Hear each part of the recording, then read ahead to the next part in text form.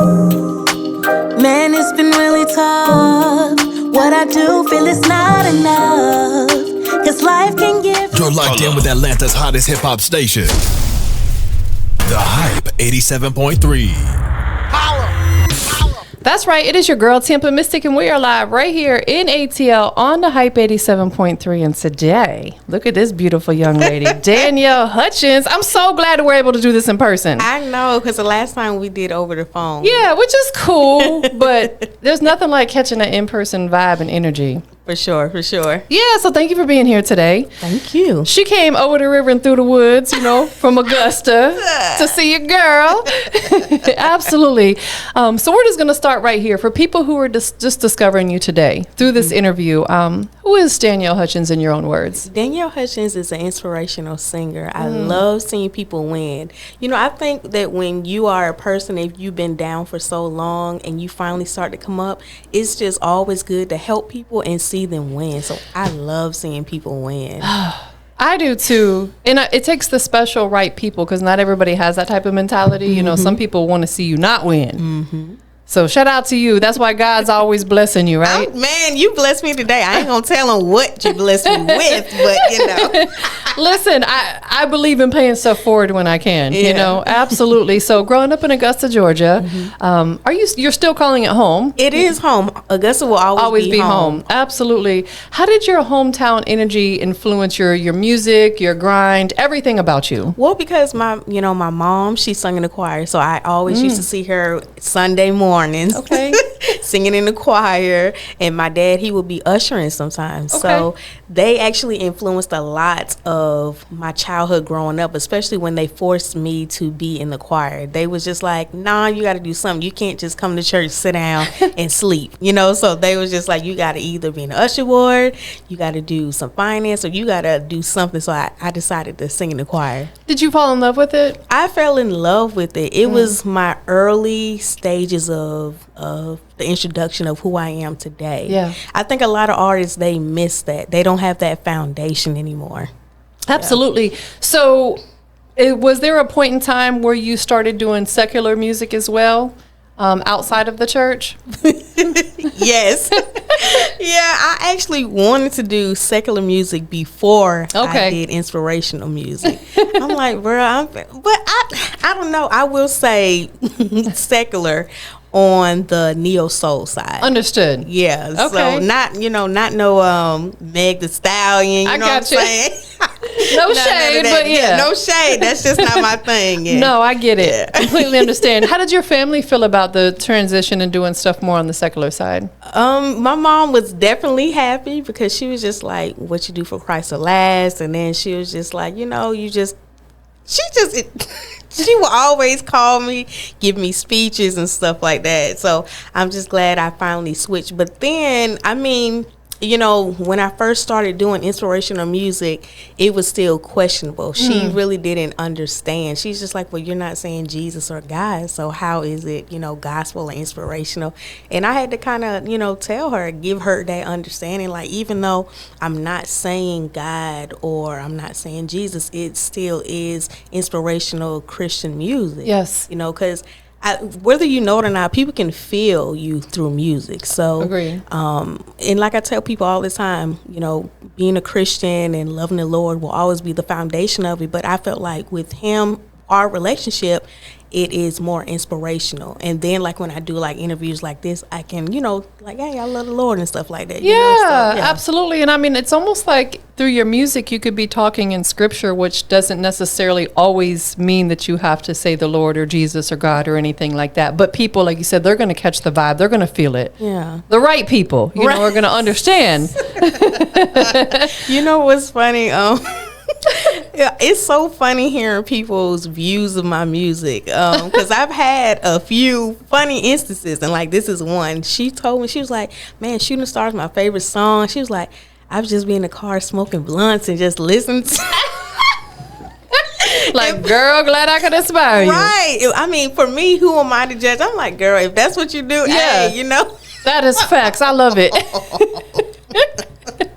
I love it. Listen, you never know where people are going to draw inspiration from, or you never know who you're going to inspire. Right. That's beautiful, though. I love it. That's what I'm talking about. She was doing her thing, but loving your music. She was feeling good. So your current single is called Answer My Call. Yes. Powerful, powerful song. What inspired the lyrics and the story behind this track? Man. Well, I am a songwriter. That is always going to be my first love. I do love writing. Okay. And it's so funny, like my gift of songwriting is just not for song. Like, I think we've talked about this before. Yeah. I write, television scripts and things of that nature. So songwriting is just beautiful. But Answer My Call was really birthed in a place of uncertainty. Yeah. Really just trying to figure out as an artist, as we do feel like the journey and the process is sometimes it's taking too long. Yeah. So it's like, God, like I'm calling you, I'm praying, I'm praying to you like, hey bro, what's up? I mean, don't call the Lord bro, don't do what I just did. That's my relationship sometimes.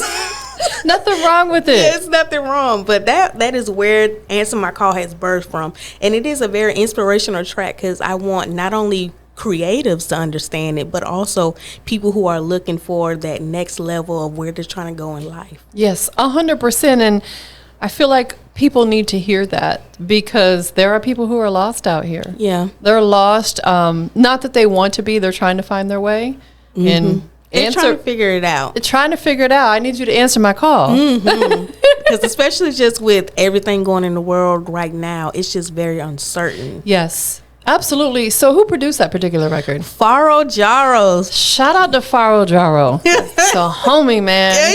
That's the homie. He's just so awesome. He's so dope. He's actually the person who walked me into working with Wealth Nation to start doing interviews for them. So I'm forever grateful for him for that because I've been able to sit down and over the phone interviews with a lot of great Wealth Nation artists, including yourself. Yes. Yes. While we're on that topic and subject, how did the situation with Wealth Nation present itself to you? So at the time, I was doing interviews also with David Clark. Okay. BFAM 109.6. Yeah. And I told him I said, "Hey, DC. I wanna start doing like the national anthem, singing like the national anthem at different arenas, basketball games and stuff like that. It hasn't happened yet, but if you want to book your girl, it's Danny'sManagement@gmail.com." I know that's right. And he was just like, "Well, reach out to Tammy." Tammy was an A&R at the time, Tammy Harper. And that's how I ended up getting linked up with Wealth Nation. Okay. Yeah, I'm not with them currently, but that was an experience for me at that time. Absolutely. Yeah. Speaking of the national anthem, so I'm good friends with the gentleman who owns the Georgia Spartans semi-pro basketball game. Yeah. And I go out there and provide media coverage from him from time to time, and they do the Atlanta Turkey Classic every year. But oftentimes he'll reach out to me to have somebody who can sing the Black national anthem before the show. It's not a paid situation, but it's great exposure. So if that's something you're ever interested in, I can pass his name is Jarrell. Shout out to Jarrell. Connect him with your management. Because now you're going to get exposure in front of kids, all walks of life, because they come to watch the semi-pro basketball game, and it's here in the Atlanta area. Of course, I would love that. I appreciate that. Of course, I will say, I don't. Let me be clear.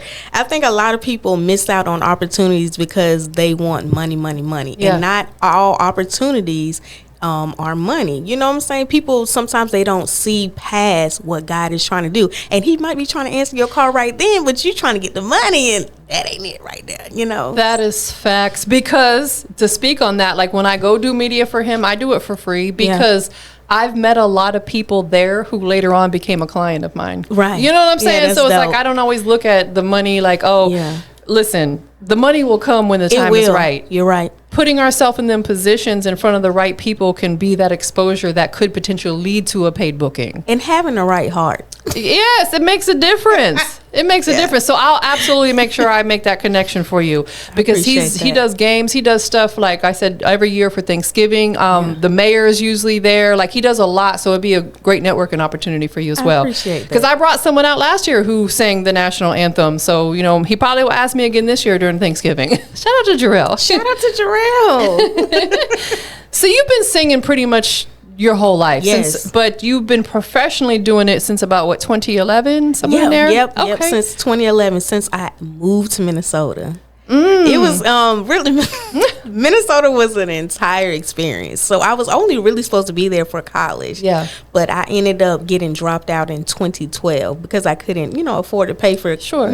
music school. I mean, it was private and it was out of state. So if you don't know, them fees be adding up. Yes. And I was staying in the dorm, so I had to actually leave the dorm. And I was couching it from, my college friends from one apartment to the other, just, really just trying to figure out life. Yeah. And my parents, they gave me the choice. They like, you can come home, But I just felt like I wanted to continue the journey. I didn't want it to end at that, that time, which I'm glad I didn't, because I wouldn't probably be sitting here talking to you. Yes. No, absolutely. Listen, everybody's journey is different. Yeah. I'm a college dropout. I am proud of you. Me too. And I tell people all the time that doesn't define you. Yeah. I'm not a millionaire, but I'm a business owner who does fairly well for herself. And I feel like, to me, that's success. And you're happy. And I'm happy. Yeah. I was just telling the gentleman over there, it's so funny because my first day in college in orientation, the guy who was doing the orientation, he said, in life, it's not always about what you know, it's who you know.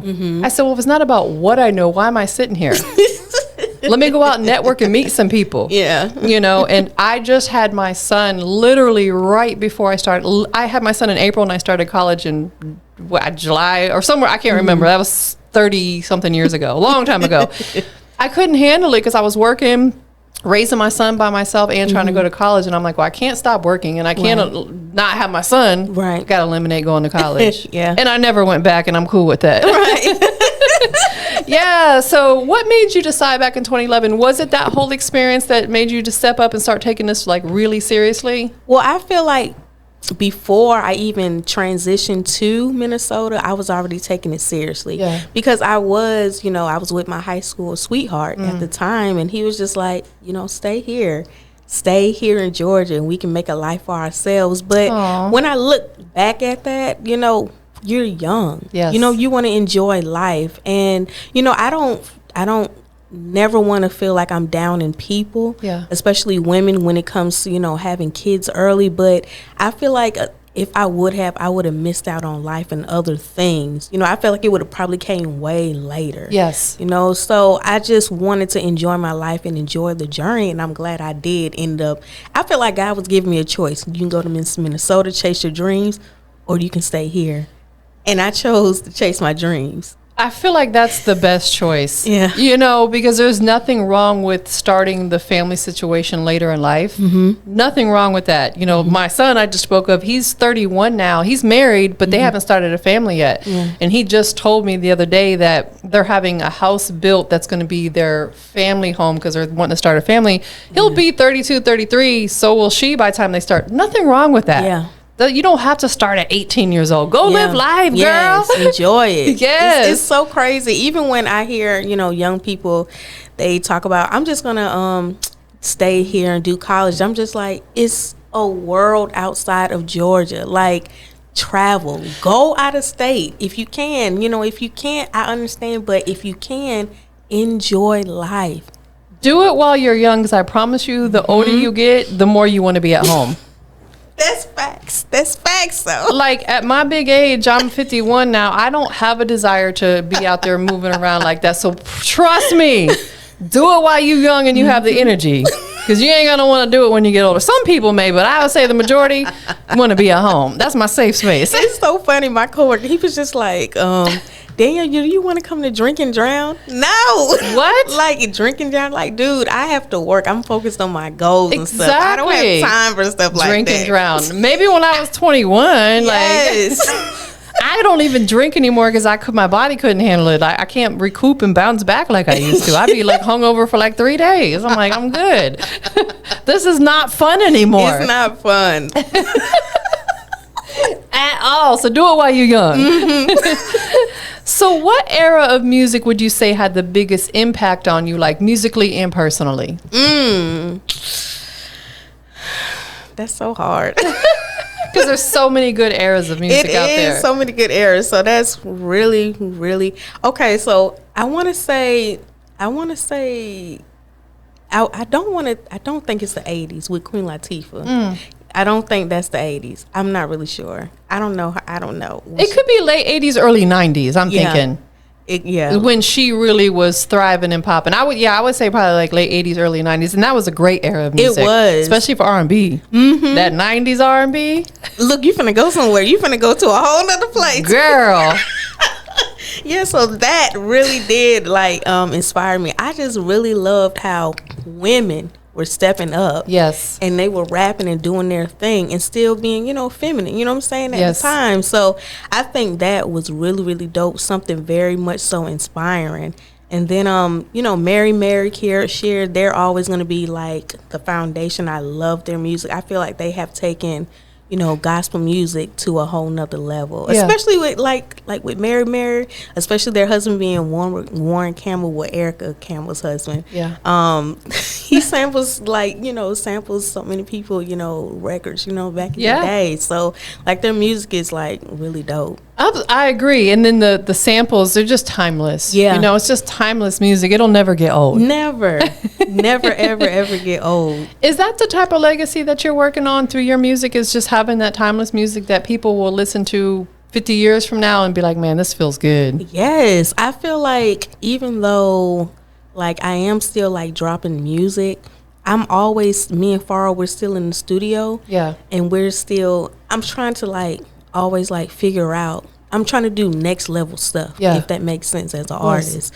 I feel like every time you drop something, it shouldn't be in that same level. You should be still elevating within your artistry. Yeah. And that's how I feel every time I go into the studio, or even as I'm writing. There's really different types of ways you can always write, or different type of ways you can sing different melodies, just different things that you can do in the studio to to keep elevating. Absolutely. I feel like we are always, and we should always feel like we're a work in progress. Yeah. And as long as we know that and we take that accountability, hey, I'm always a work in progress, you'll continue to elevate. Yeah. It's the people who get complacent and comfortable, like, I'm good where I'm at. Okay, that's cool, but you ain't never going to elevate from there. You're going to stay complacent in that spot. You'll become dormant in that spot. So I love it. Yeah. Shout out to Faro. Shout out to Faro. I love him so much. He's such a dope person. Such a dope person. So you made a big move. You released your first country song. I did. Thank you. That is really, really, really dope. What motivated you to step into that genre? Because I love that a lot of artists are crossing over into multiple, genre bending per se. Mm-hmm. So I wanted to, from the original Answer My Call, I already wanted to do different genres already with it.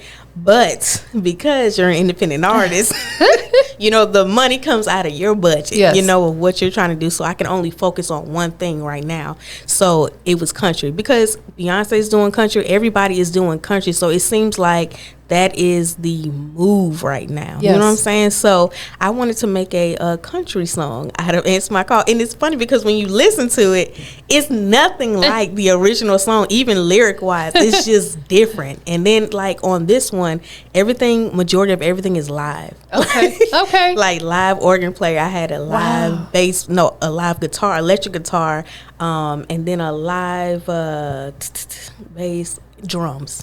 Everything, majority of it is live. And then I had a praise team on it. So, it took a lot of work. It sounds like a lot of work. But it's very rewarding. Right. And there's something about that live instrumentation that just hits different. It does. The studio that I worked out of when I still lived in Tampa, they would have, all the instruments come in and cook up beats literally from live instrumentation. And I would just love sitting in there listening to them play, because it's just something about it that just hits your soul a little differently. I love it. Absolutely. What's the response been like to this record? People love it. Yeah. It's so it's so funny. People love it. They sing it all the time. When I come to work, I hear them singing it. It's just the funniest thing to me, because I feel like just as a writer, you should write something that's very catchy. Yes. And it's funny because even Answer My Call, the original version, the whole chorus is catchy. And then with this version of Answer My Call, It's catchy. I love it. And somebody told me, they was like, every time you write, you just kind of like write catchy stuff. And I'm like, I don't know. It's a gift. It's a gift. Do you write for other artists as well? No, I would love to, though. Okay. It's so crazy because honestly, I write every day. Every day. And then and I don't need any music to write. Yeah. I can just write. So that's why I say it's a gift. That is a gift. Like you could be talking to me right now, right? Because it's happened a million times, and you'll just say one specific word, but it'll automatically just ignite some creativity, and I'm writing a song about that. I love it. It's so funny. So you really draw inspiration from multiple places. I do. Even like when I used to sing with my praise team in Minnesota. During transitions of when maybe like Ian or CJ, they're talking about, hey, we're gonna go to the next song, we're doing this or whatever. Like my MD, Steve, he could be just playing randomly, but my mind would like, oh my God, like I'm writing in my head, like, and it's the craziest thing. Like, I don't know. I know other writers probably have experienced that. It's the most weirdest thing, but you're just really tapped into your creativity and your gift. Listen, I love that because now, to me, it just solidifies that you could write for another artist. Yeah. So any artists out there looking for some nice songwriters, get your budget together and come holler at her. Yes. So you didn't just release music over these years. You also put out your first puzzle coloring book. Yes. Congratulations. Thank you. Congratulations. I think that is so dope because we have to tap into so many different things in life. Yeah. Kind of like you said, getting out there, moving around, traveling, exploring the world. How did that idea come to life? I've always wanted to release my first book. But I'm still working on that. Yeah. But for this part, I was just like, okay, so answer my call. I got this, and this. And I'm just like, I want to do a coloring book. Yeah. I love kids. And it's just not for kids. It's for all ages because it's funny. I was just going to ask you, adults too. It's for adults too because I've had like my coworkers are like, I've already started working out of my book already. And I'm like, that is so dope. I love They love it. So I just wanted to do something that would be able to stick, with people. And like you said, it's also another avenue for, revenue. Yes. So, which, I mean, the money, like you say, it'll always come. Yeah. But it's just about, it's legacy. Yes. Like how we've been talking about, like building your legacy. Like she's a singer, songwriter, and author now. Like that's crazy. She a whole author, y'all. Like Clock that. a whole author. Like, look at this. Like, Oh, yeah. I brought her gifts, okay, you guys. So this is the gift. Like, so the Thank book. you so much. And it's autographed, It's y'all. autographed, y'all. So the book is a mixture of crossword puzzles, Which are my favorites. and word search and coloring.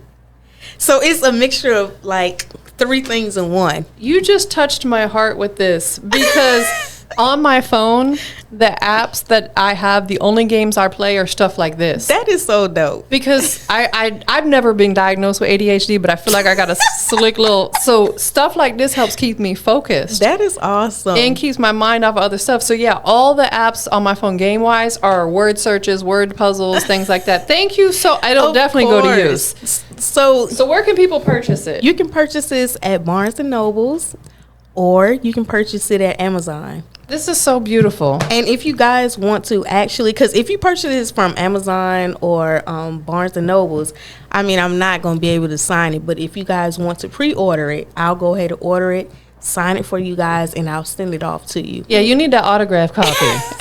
So the cool thing about the book is the crossword puzzles and the word search. They're a combination of, I have Answer My Call, the country version. Okay. The regular version in there, and the newest single that's coming out. The newest single that's coming out in October, which is Fly High. So all of those lyrics in there. That is amazing. They took it and put it. That's a crossword and your word search puzzle. Like, it's unique, I love it because this is really like a brain exercise. We gotta exercise our brain too, y'all. Look at the color. The coloring is towards the back. I noticed that. I was gonna ask you. So is this your family and you? That's me. Yeah. And so I got my boyfriend in there, and then me and my brother were in there. Like, so it's really cool. I super love. Oh, and I like that you have the solutions in the bag. Got you. People You get a know, little gotta stuffy help stuff. you. Yeah. No, this is beautiful. Thank you so much. Of course. I'm gonna get a lot of use out of this one right here. Because I journal too. Okay. You know, so like this will be accompanying my journal. That is so cool. How many journals do you have? So I don't even know. I do the current one that I'm working on. It's called the 3-Minute Positivity Journal. Okay. I can't remember the author's name. I do apologize. But what I like about it is in the morning time you wake up and you write your positive affirmations, you write your goals for the day, and any other notes you want to jot in there. And at the end of the day is the accountability type session where did I meet those goals? Is there anything from my day that happened that I want to pour out into there? So it's kind of structured, which is what I need, because again, that my brain be scattered sometimes. So that's the one that I'm working on right now. I've done different ones, but that's my current one, is a 3-Minute Positivity Journal. I think her name is Kristen. I bought it on Amazon, so that is really cool. Came highly recommended to me, so I purchased it, and it's been amazing. Okay, so look, you can't forget your CD though. So look, I have the set, like, because people are always asking me, like, I want a CD, I want this, and I'm just like, yes. They wore me down so much that I was just like, okay, I'm just gonna that I order CDs. But the cool thing is, it's the complete set. So it's the Answer My Call, the regular. You got the acapella version, instrumental, and the same thing for the country, acapella and instrumental. And it tells you who did what, produced by Faro and Tammy, and Faro, and mixed by, and the songwriter, of course, is Wah. I love it. Thank you so much. And this one's autographed too. You got to autograph it. I got the special versions. I don't know about y'all, but I got the autographed versions. These are priceless right here. For real. So if you guys want a CD, reach out to me. Holla at your girl. Holla at me. So how do you really balance like everything? You have, music, you have writing, you've got work, you've got a significant other, you've got this. How do you balance everything? What is work-life balance looking like for you? It's hard. It's hard because you only have 24 hours in a day. And you want to do everything within that day, but it's not possible at times. We got to give ourselves some grace. Yes, I know for me. Sometimes I feel bad when I don't do certain things in the day, but it's hard because, like I said, I work 2 jobs. Like, as an artist, you got to be, this stuff right here costs. You can't just be out here like, if you work in one job and you making 6 figures, that's a blessing. But for majority of America, that ain't reality. It's not reality. You are absolutely right. So we have to have multiple hustles. Yeah. Work-life balance can be a little shaky sometimes. Because let's be honest, when you clock out of this, you got to clock into something else. Like when you're with your significant other, you got to go into relationship mode, which is totally different than probably artist mode, which is totally different than work mode. Yeah, it'd be a lot. But it's one of those things that Chrissy told me. She's just like, Danielle, just do 1 hour a day. Spend 1 hour a day on what you need for music business. And since she's told me that like a year ago, I get so much stuff done. Every day I'm working on music stuff for like an hour a day. Now, don't get me wrong. I do get caught up sometimes, and it'd be more than, an hour, maybe 4 or 5 hours. But it's the progress. You're getting stuff done. It's always like that. Because like sometimes I'll go downstairs and I have a home podcast studio, and that's where I do all my editing for my videos and stuff. I'm like, oh, yeah, I'm going to knock it out in an hour. I look down. I'm like, dang, I've been down here for 4 hours already. But I feel like when we're doing what we love. Yeah. It doesn't matter. It doesn't matter. It really doesn't, because you're very passionate about it. And that's how you know if this is something you're supposed to be doing for the rest of your life. If you feel like it's a burden, that ain't it for you. That is facts. And that's why I feel like some people love working corporate jobs, because as soon as they leave there, their job is done. I feel like with what we do, our job is never done. Yeah, no. There's always something to do. And that's okay, because we need corporate workers. We need people that run the banks and this, that, and the third. Do they work their 8 to 5, they clock out, they go home, and there's nothing else work-related for them. Right. I feel like with what we do, there's always something work-related to do. All the time. We can never clock out. So as an artist, an entrepreneur, what's one lesson, we'll say a hard lesson, that the industry taught you that you wish more people understood? Budgeting. Budgeting. Break that down for the people who don't understand. Okay, so Okay, I will say this. Artists, creatives, we do dream big. Yeah. We dream very big, but like we just talked about, it's not reality a lot of times what you can do. So you have to budget. Yeah. And what I mean by that is when you're about to release a project, or you're gonna do a music video, or you're gonna come out and do an event, you need to have a budget. Yes. You don't need to go over it. And I will say you need to try to pull from your music money and not your personal money. That's like a whole nother, section of or teaching. It is, because I feel like enough people in the industry don't teach it enough. Absolutely. It's that business literacy. It's the same thing if you start a business and you fund all of it out of your personal money. That's Yep. why you get business loans and, potential sponsors and this, that, and the third. And as artists too, one thing that in life, we make time and resources for what's important to us. Meaning that if you go out every weekend partying, you might need to cut that out. You're spending $200 in the club every weekend, but now you say you don't have any money for your music career. Yeah. To me, it says that partying's more important to you. It's so crazy. Every time I get ready to do a project or anything, or like we're talking about the country version of Answer My Call, for just this single alone, I already had a budget in mind. And I will say it took a year to get to that. Yeah. Because you have to save. Like you say, if you just out here balling, that's a different story. Right, exactly. Yeah. Right. Because there's some people who got, I ain't asking you where the money coming from. That ain't none of my business. Right. But it's like the people who are just honestly out here working and, maybe has a little extra, it be tight sometimes. And it takes time. It's not anything that it's going to happen overnight. Yes. Just to be honest, because like you got to plan for this stuff. Like just, and I'm gonna give y'all a real. Give him a gem. I'm gonna give him a real number. Okay, yeah. So a real number for Answer My Call, just to release, pre-release and post-release, it was $4,500. Oh yeah, easy, easy. And then it could be more if you start trying to get radio campaigns, and because people don't understand, an FM radio campaign is upward of $100,000 or more. Yeah, it's expensive, y'all. These artists don't get it, and that's why I start internet-based radio station, because it still gives them good exposure, but they're not breaking their pockets trying to. Yeah. Who has an extra $100,000 laying around? Nobody has that right now. Let's just be honest. Unless you got old money, what I'm saying, inherited money. Like, not all of us are fortunate and blessed to have that.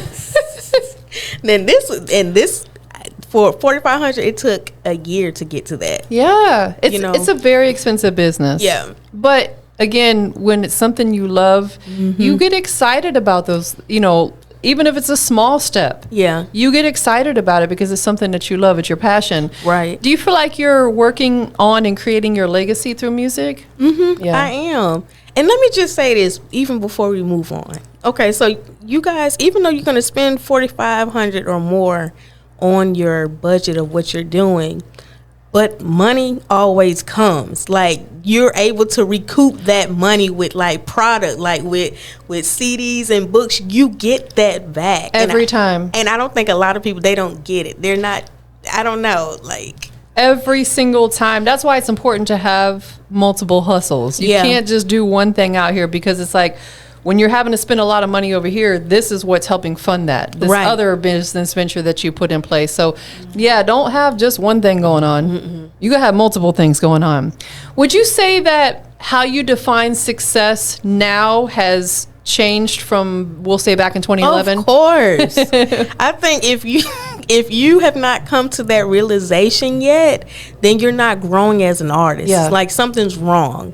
Like, way back then, success for me was probably like throwing a successful EP party. Yeah. And having a certain amount of people. Now, I'm gonna be real. For my EP party, I had maybe 10 people there. Okay. I mean, and that's to be expected when you're first starting out. Yeah. You're not gonna have a billion people, So I mean, and they're also humbling experiences. 100%. Absolutely. And listen, that's 10 people that didn't have to give you their time. Right. So if it's 2, it's still a win. Yeah. It's like being nominated for an award. Even if you don't take it home, it's still a win because people acknowledged it.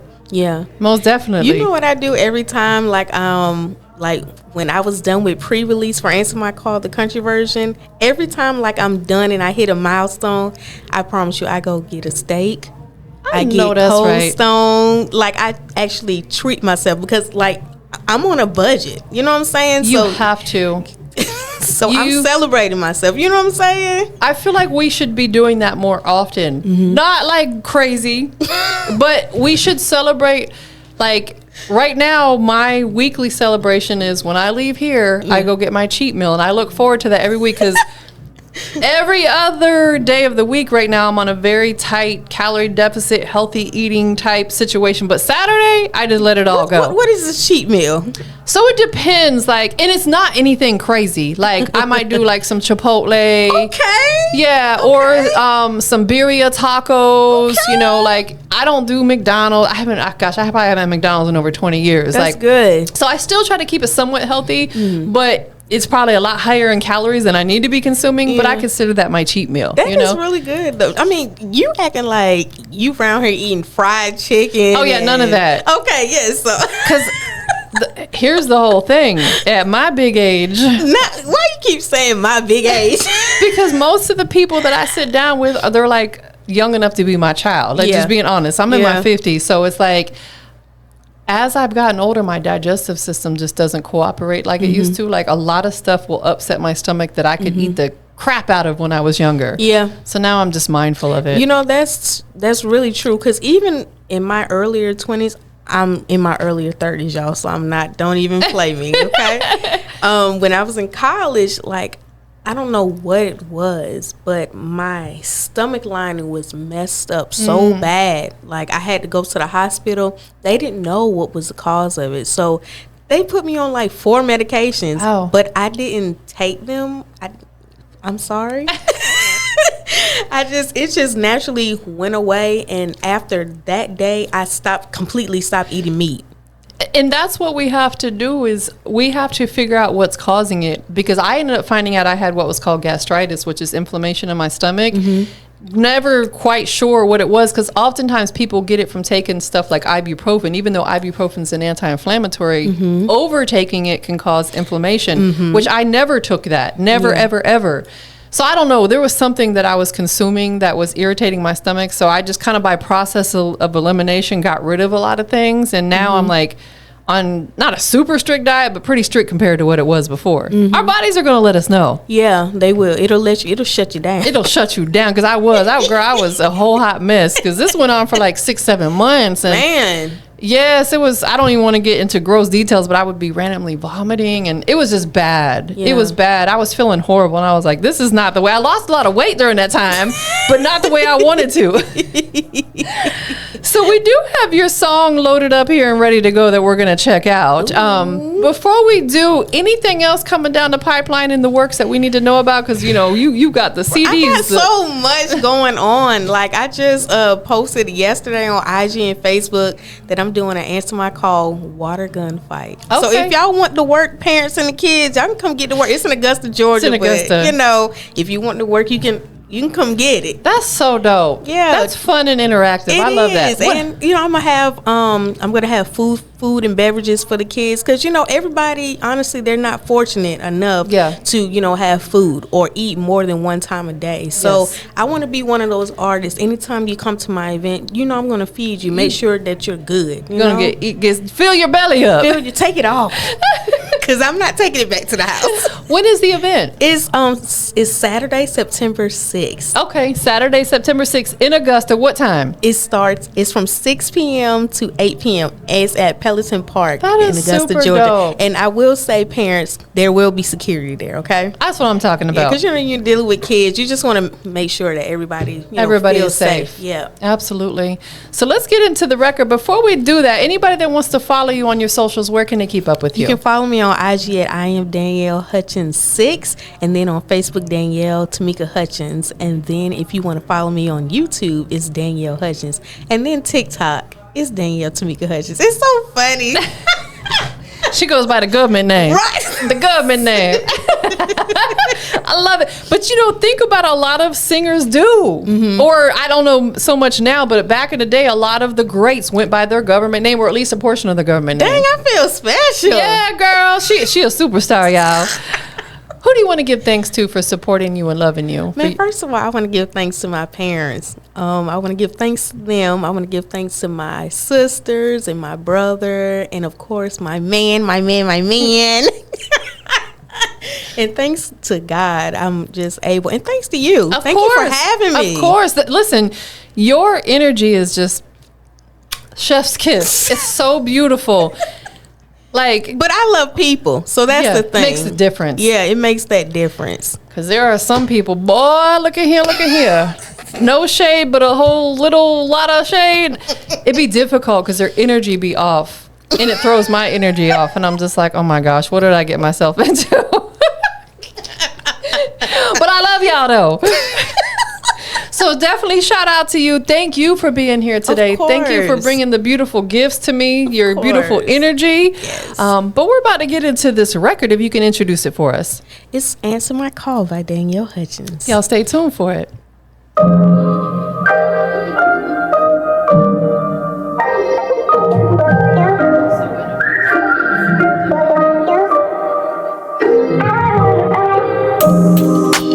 Man, it's been really tough.